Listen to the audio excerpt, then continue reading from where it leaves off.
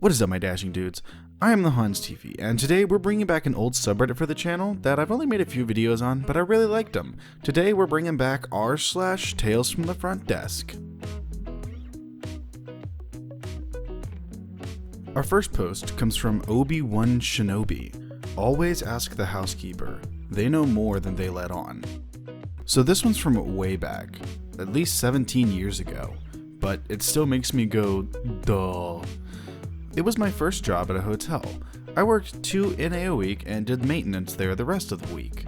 Now, this was before the time that the master keys opened the deadbolt on the door, and after this place stopped using keys. So if anyone remembers this time, you'll understand the duh. I was called in because the desk and housekeepers couldn't get into a room and they needed me to get it open. They thought the battery was dead, but said the programming box wouldn't let them in either. So I get there and try as well just to make sure they did it correctly. You know, so I'm not stuck smacking my forehead repeatedly. Nope, not working.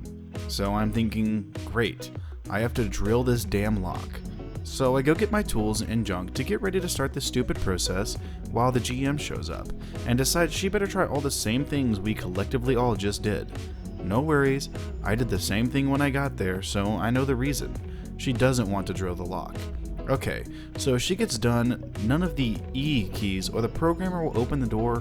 Okay, drill it. So I drill the lock, and just as I'm finishing up and getting ready to open it, the head housekeeper, who happens to now be my wife, arrives and says, great, what happened now?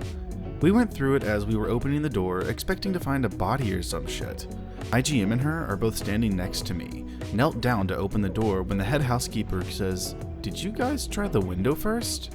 Me and the GM both look at each other with stupid written on our faces, and audibly both spit out, fuck.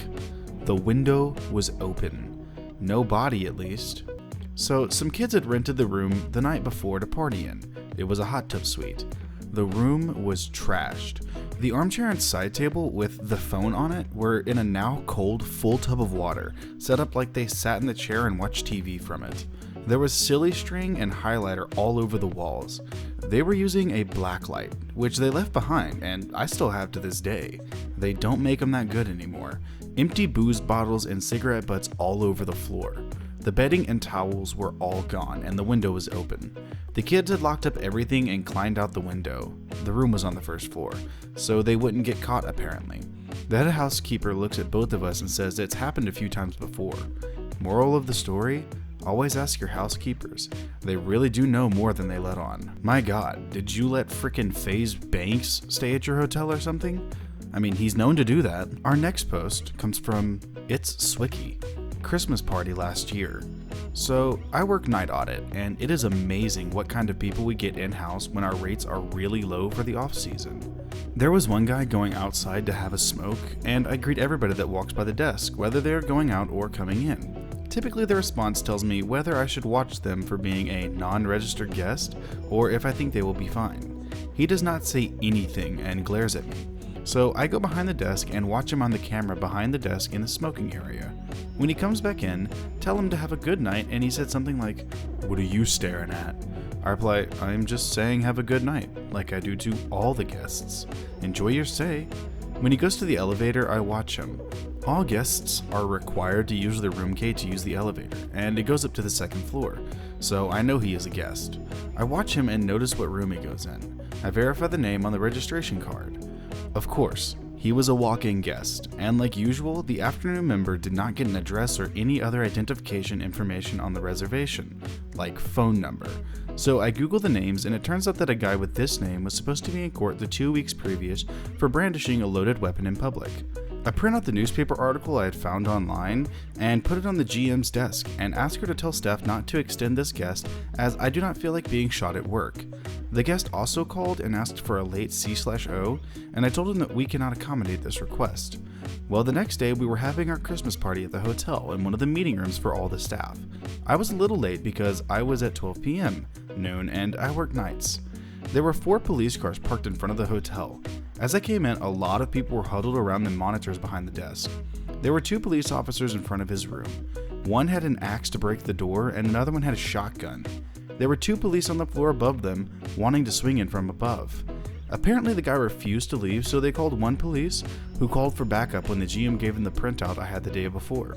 It took 1.5 hours to get him out, about 2 p.m., from when I got there and to when he surrendered himself.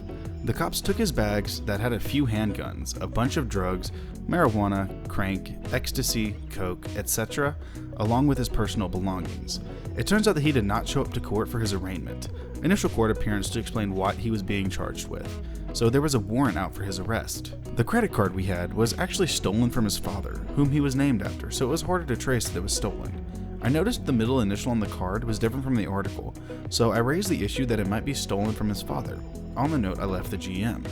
As he left, he was yelling, "All this because I wanted to stay a couple extra hours in a room?" All I can say is that he left on time instead of barricading himself into the room, then he would still be free. There were other things he could have been doing before booking a room in another hotel.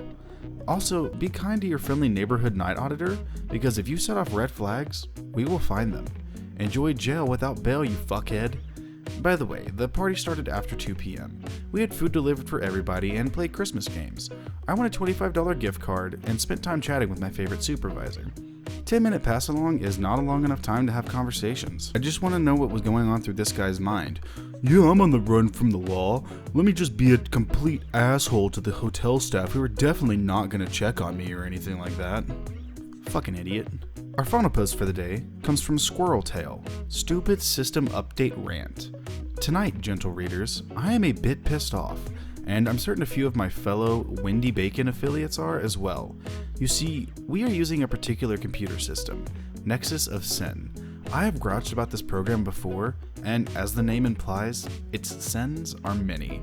The layout is awful. Tasks that would be better suited to a drop-down menu are instead scattered randomly in a small unlabeled buttons. Simple tasks like, what is the rate for tonight? Or who checked out this morning? Require a search function. The whole thing is an affront to clean design principles.